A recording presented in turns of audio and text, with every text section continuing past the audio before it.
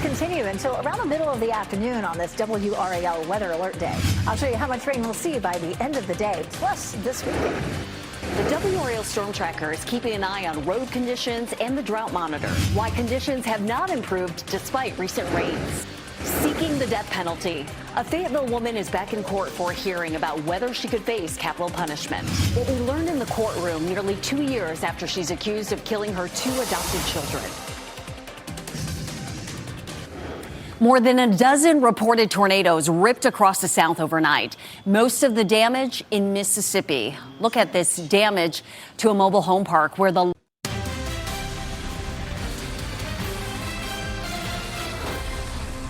Trump administration plans to redirect $2 billion in funding intended for global health programs to cover the cost of closing the U.S. Agency for International Development. Last year, the Trump administration froze nearly all foreign aid and canceled thousands of aid work contracts as it dismantled USAID.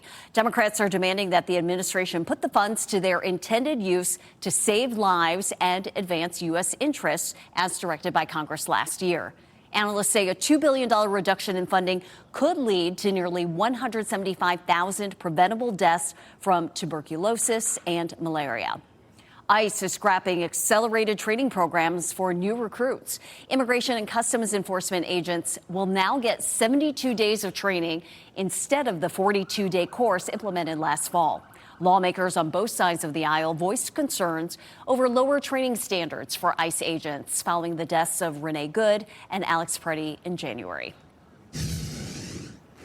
Happening now here in the Live Center, health authorities across the globe right now are rushing to trace and contain hantavirus in the outbreak, with this cruise ship, of course, at the center of all of this, now heading and on its way to the Canary Islands. So according to the CDC right now, the virus, as we know, usually spreads when people inhale particles from rodent urine or feces. But the World Health Organization says some rare human-to-human transmission could be at play in the most recent cases. The WHO says 5 confirmed infections have now been identified among people connected to the cruise ship, and 3 passengers were evacuated from the ship just yesterday.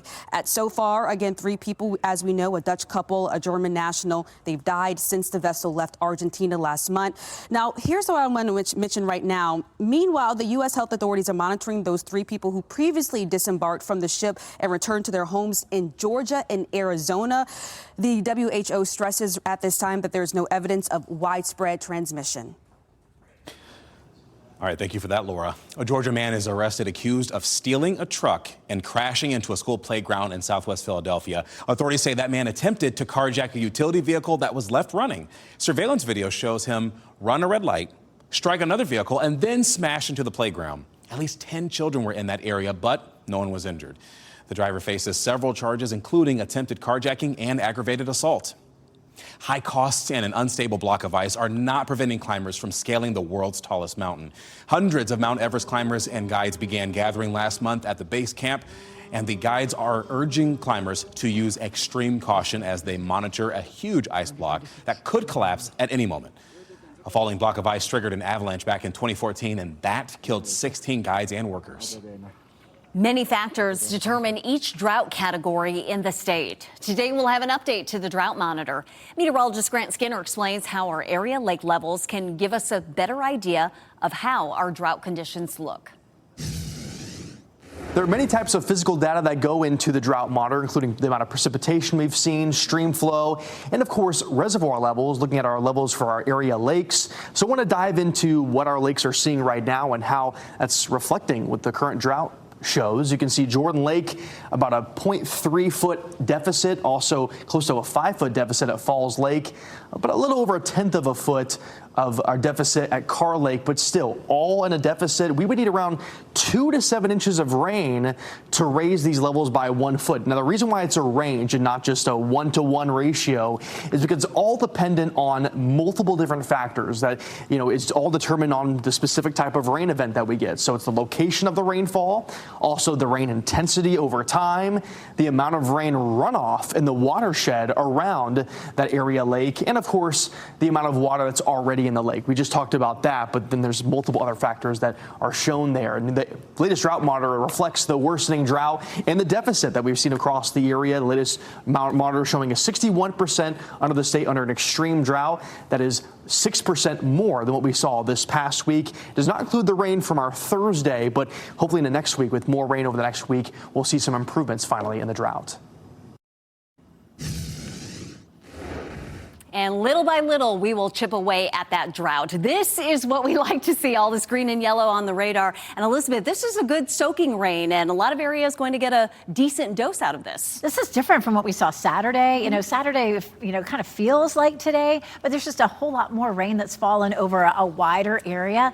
Last Saturday, we had rain mostly in our southeastern counties, but in the Triangle, we had a gray day and it rained a little bit on and off, but we had less than 1/10 of an inch of rain. And so this has been a much more widespread rain, good soaking rain. I'm going to show you how much we've seen coming up. Right now, we're starting to see the end of at least this first sort of wide band that we're seeing here at lunchtime. Durham seeing some rain, Siler City, Dunn, Smithfield, and most of it is now south and east. So it's starting to break up, and we'll begin to see it decreasing as we get through the next several hours. But take a look at some of these totals. They look really good. With some totals at over an inch in Raleigh and Sanford, 1.5 inches, 1 3/4, almost 2 inches there across parts of Moore County, over 2 inches there in that streak that is in parts of Halifax County and parts of Warren County as well, almost 3 inches of rain there. So good looking rainfall totals that we've seen, about 3/4 of an inch in Durham, about 1/2 inch in Wilson, but we'll continue to see some of the rain falling in our eastern counties for at least another couple of hours. Here's a look at the big picture, and we have low pressure and the cold front finally starting to slide eastward.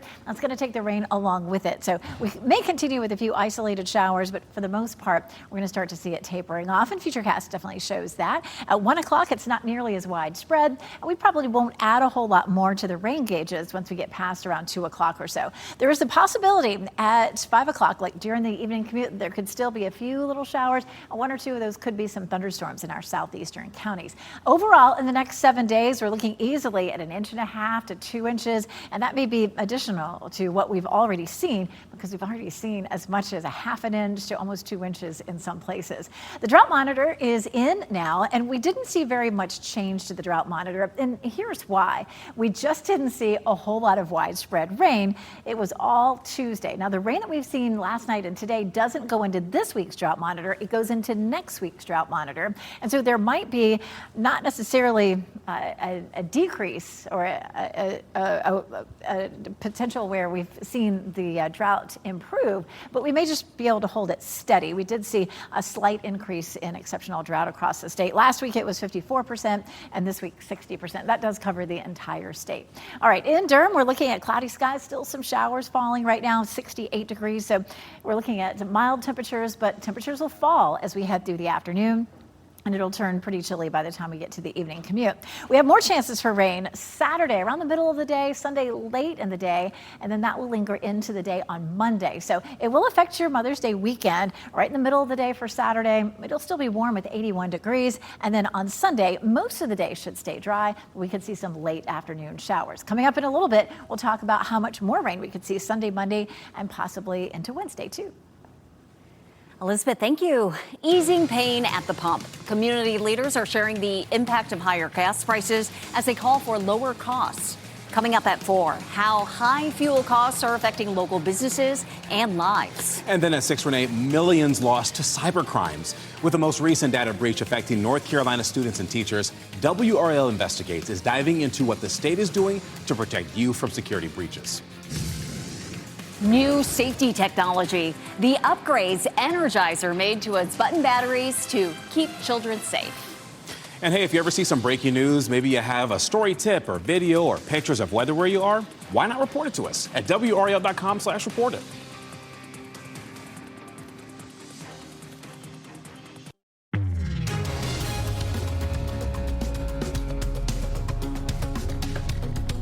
DoorDash plans to offer relief at the gas pump for its drivers. The delivery company plans to spend more than $50 million to ease the pain at the pump. The company says it plans to pay for the new gas relief plan by adjusting its investments.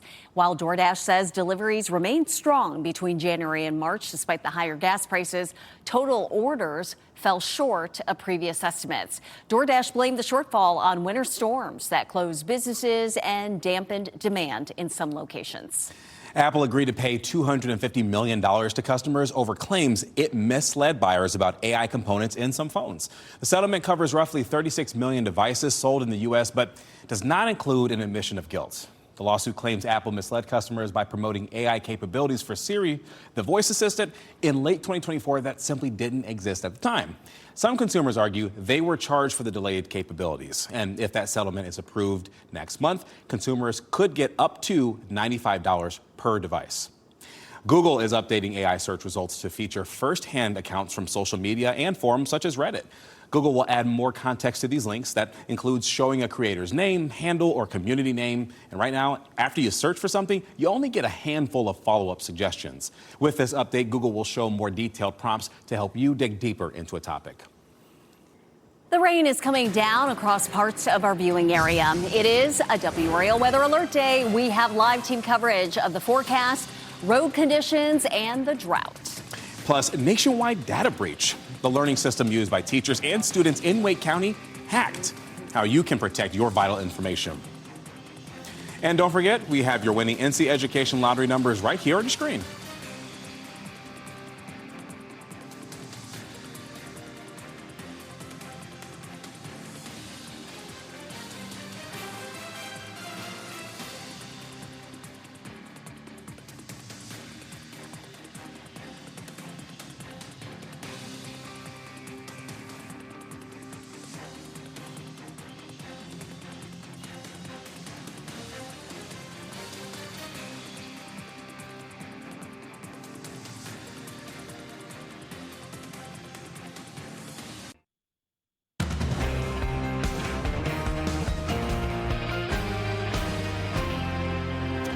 All right, when you hear that guitar riff, you know it's a WRAL weather alert day, and we are getting some much needed rain today. It's good to see. We have live team coverage this hour with Monica Casey with a look at the new drought figures. Ken Smith is monitoring traffic in the Triangle. We begin with meteorologist Elizabeth Gardner with a look at where this rain is headed and how much longer we'll see this, Elizabeth. So it's starting to taper off right now. We take a look at dual Doppler 5000 radar. Here's the back edge of it right now, and it's already beginning to ease up a little bit right in the Triangle.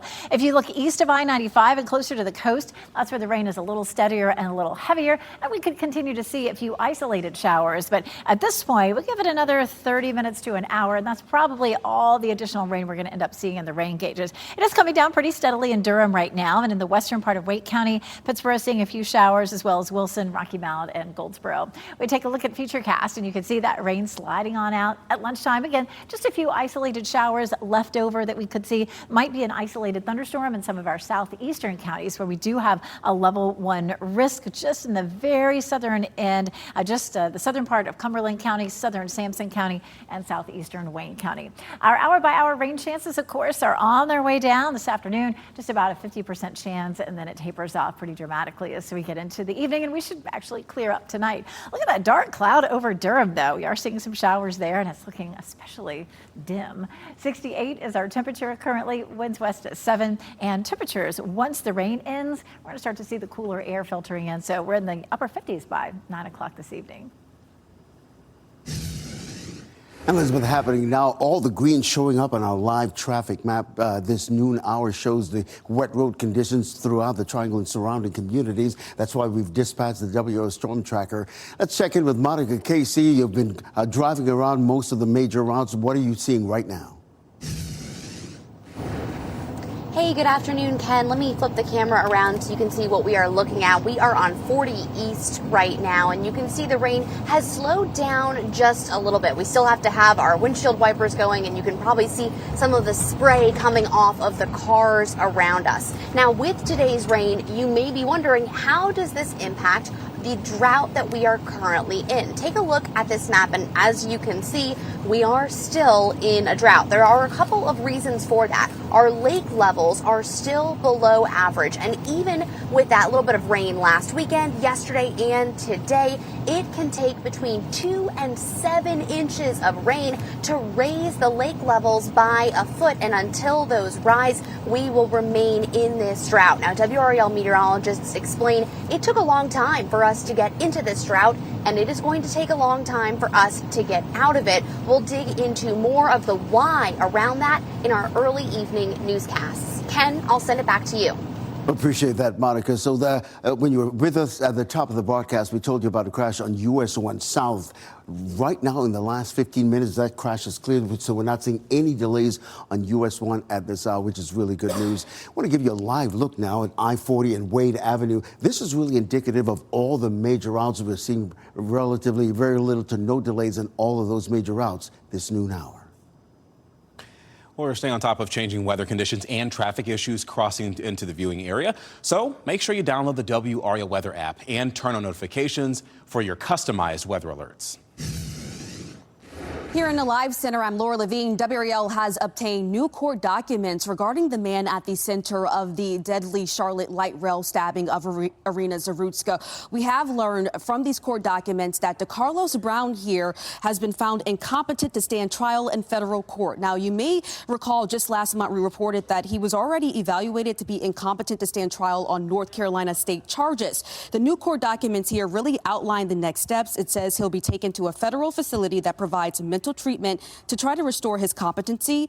He would then undergo treatment for a maximum of 4 months, and then the court must hold another hearing to see if the case can proceed. If Brown is then found still competent at that point, a trial date will be set. But if the court rules that his competency can never be restored, he would be subject to civil commitment proceedings. He's currently facing the death penalty in federal court charges. This new development does not affect the state charges where he would face life in prison. Laura, thank you. A worldwide data breach is affecting students and teachers' information in school districts across North Carolina, including Wake County Schools. Canvas, that's a learning system used for assignments, was hacked, according to its parent company. WRAL's Kelsey Coffey explains why cybersecurity experts say now is the time for parents to talk to their kids about internet safety. Conversations with your kids about keeping their passwords safe are always important, especially after a hack like this one. Today, we're asking the Department of Public Instruction several questions about what happened when the statewide learning management system Canvas was compromised. Here's some of what we're asking. When did the state learn of this hack? Are all districts impacted, and how they're investigating going forward? The company behind Canvas, Instructure, says there's no evidence passwords, dates of birth, government identifiers, or financial information was taken, but other information was, including names, email addresses, student ID numbers, and user messages. Instructure says the incident happened between April 25th and April 30th, affecting thousands of school districts, including Wake County. The immediate focus right now should be to identify exactly what data was accessed and then monitoring that data for phishing and fraud attempts going forward. And then we should definitely be enforcing multi-factor authentication everywhere possible. Head to WRAL.com to find the next steps on how to protect your students' data while this hack is being investigated. Kelsey Coffey, WRAL News in Raleigh. What causes it and ways to get some relief so you can sleep. And keeping kids safe. Parents with little ones, you know how they love to put everything in their mouths. How Energizer is making those little button batteries safe if they get swallowed. Remember, you can watch WRAL News live anytime on WRAL.com or the WRAL app on your TV streaming device.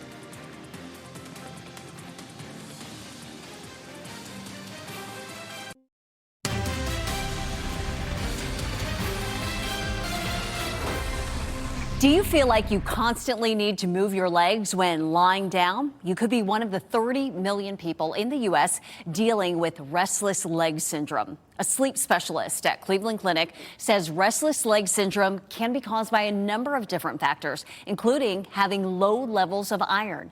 Iron can be found in foods like beef, chicken, eggs, fish, and dark leafy greens. Treatment for restless leg syndrome can vary and may be something as simple as taking an iron supplement. There are also other treatment options. There are even devices that are used to control restless legs now. There's a device on the market that you wear around your knee, and then it stimulates the leg to make it feel like it's moving so you don't have to move it. And that way you're able to fall asleep while you're wearing the device. Restless leg syndrome can also happen in children. If you notice your child is tossing and turning more than normal in bed, it's important to let their pediatrician know. Small round batteries pose real dangers to small children who can swallow them. And now Energizer is introducing child-safe lithium batteries. Energizer's new Ultimate Child Shield Coin lithium batteries have new safety features, and they come in child-resistant packaging and have color alerts. Basically, the alerts dye a child's mouth blue if they put a battery in their mouth. The batteries also have a bitter coating to help discourage ingestion. If they are accidentally swallowed, the batteries have ingestion burn protection, to prevent burning of the digestive tract. A popular Fayetteville museum will temporarily close next week for some roof work that's needed. The U.S. Army Airborne and Special Operations Museum will be closed next Monday through Friday. The museum roof is being replaced as part of a major improvement project, and officials say they hope to reopen it by next Saturday. Parking will be limited during reconstruction, just so you know. Breaking the taboo. Relief from doctors as more women now talk about menopause. Just ahead, how menopause is getting the attention it needs, plus health tips to navigate this stage of life. Plus channeling childhood, how a bar is tapping into nostalgia to keep the drinks and the creative juices flowing. Or just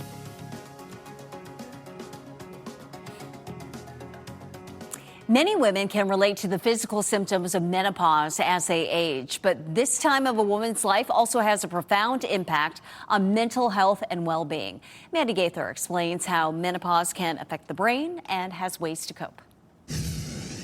It's traditionally been a taboo topic, but menopause is finally getting the attention it deserves. And it's such a relief to hear women talk about it now. Dr. Lulu Zhao with Cleveland Clinic says more women are becoming aware of this natural stage in life. Physical symptoms may include hot flashes and night sweats, problems with sleep, inability to lose weight, joint aches, and hair and skin changes. But she says the way menopause causes significant shifts in hormones can also impact mental health. During this time, these unstable sex hormones really wreak havoc on the brain. Zhao says it can lead to irritability, being distracted, even clinical depression or anxiety. The midlife is a tricky time for women, Mandy. You know, we have a lot of demands. We're juggling careers, family, our aging parents. So I do think this is a good cue for women to kind of step back, take stock of their lives, and decide where they want to prioritize their energy. Zhao says coping with menopausal mood symptoms starts with self-care. Eat a balanced diet, get adequate sleep, and exercise. She says these things have been shown to improve depressive symptoms in all phases of life. And give yourself some grace. It's okay to not be 100%. Finally, stay engaged in activities you find rewarding and enjoyable. Even if you don't really feel like doing them, by the time you're done doing them, your mood is lifted. Give yourself grace. Dr. Zhao says if the mental health symptoms of menopause impair daily functioning, or if you find yourself not sleeping or withdrawing, feeling sad or negative, or if you're struggling, you could meet criteria for a major depressive episode, and treatment can certainly help. All right, so there's some new drone video that's giving us a high-up view of the destruction left behind by tornadoes. And this is in Mississippi, as you can see right here. Oh boy, it left a path of tornadoes that carved through trees, and at least 17 people were injured. And damage assessments are still ongoing right now, but we are talking about hundreds of homes that were either damaged or destroyed. And the reason why we show you all this is because what caused that system, or that situation there, is the same system coming our way, but you're not projecting any sort of tornadoes or anything like that, just some rainfall. Right, and it's almost over at this point. That cold front's pushing closer to the coast, so we're looking good. The only thing is possibly later on this afternoon, there could be a couple of isolated thunderstorms in some southern counties, but I wouldn't expect us to see anything widespread that would cause any damage. This is pretty much the end, minus a couple of isolated showers that'll pop up. But in terms of any of the real steady to heavy rain, that's going to be the back edge of it there, moving through Sanford and Fayetteville. We're seeing some of that falling in Durham right now, as well as North Raleigh and Lewisburg. So we're just kind of watching that tail end of it starting to move across our area. That's the back edge of it in Fayetteville. You can see some rain still steady in Clinton and Goldsboro, but again, it's on its way out. But we did end up with some good-looking rainfall totals. These are estimates from radar from the last 24 hours. And look at that, about 1.5 inches there near Oxford, around 1 inch there in Raleigh, almost 2 inches in Sanford, 1.5 inches there in parts of Moore County, 3/4 in Fayetteville, closer to 1 inch in Goldsboro, and about 1/2 inch in Wilson. So it was good to see this soaking rain. Of course, we still need anywhere from about 11 to 15 inches in a month's time to get out of the drought. And so that's why we really haven't seen much movement with that drought monitor. We take a look at what's happening now. We see the low pressure system moving on out, and the skies will begin to clear tonight, but we'll hang on to some cloud cover and a chance of a few light showers all the way through the evening commute. There's 1 o'clock, 2 o'clock. We'll pause it again at 3. You can see Futurecast wants to show a little bit more development as we get into the afternoon, but I really think that what we see will remain pretty limited. We do have a small chance of severe storms in southern Cumberland, much of Sampson, and just a little sliver of Wayne County, and that would be mid to late afternoon. Here's Futurecast for us, and let's go to Saturday. Things are going to be nice and quiet for tomorrow, but look at Saturday, right around the middle of the day. This is 11 o'clock, and then it moves on out by about 2 or 3. So kind of either side of lunchtime, we're going to have that potential for some showers to roll through. So if you have outdoor plans on Saturday, remember that. It's dry on Saturday night, so if you have mid to late afternoon plans or overnight, we're all good. A brief high pressure system moves in for part of Sunday. That's Sunday at 11. That's noon, so just fine for taking mom out for brunch. And then it may be fairly late in the evening or overnight before we start to see more rain developing. So the total that we'll likely see now through late Sunday, Saturday, even into Monday, easily anywhere from 1.5 inches to 2.5 inches. And we've already seen some totals that are close to that now. We take a look at Durham, and Durham seeing that little shower. You can see the rain coming down there. Our temperatures have held pretty steady in the mid to upper 60s, and we'll see those temperatures falling pretty quickly through the afternoon. It'll be a cool start for us on Friday morning at 48, and then a really nice day Friday. A little warmer for the weekend, and then we're a little bit cooler again for next week. So temperatures are pretty close to normal, and we have a lot of chances for rain even this weekend and into next week, and so that's definitely some good news. Elizabeth, thank you. Life on the island. Everyday items take center stage at a museum exhibit.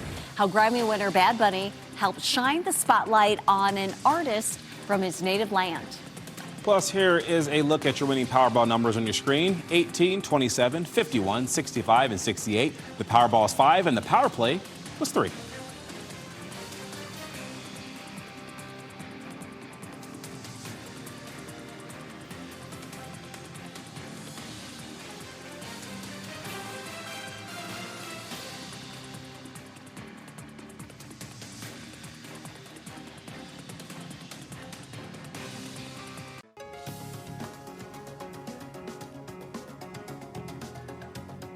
Well, as we wrap things up, here's a look at a few of the headlines that we're following today.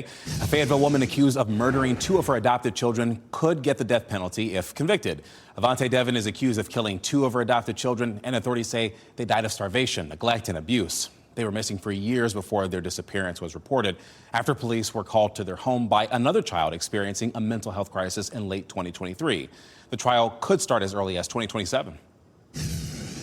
New renderings give us our first glimpse into what the inside of the Raleigh Convention Center will look like through an expansion project. This project will bring a new ballroom, meeting hall, and shimmer wall.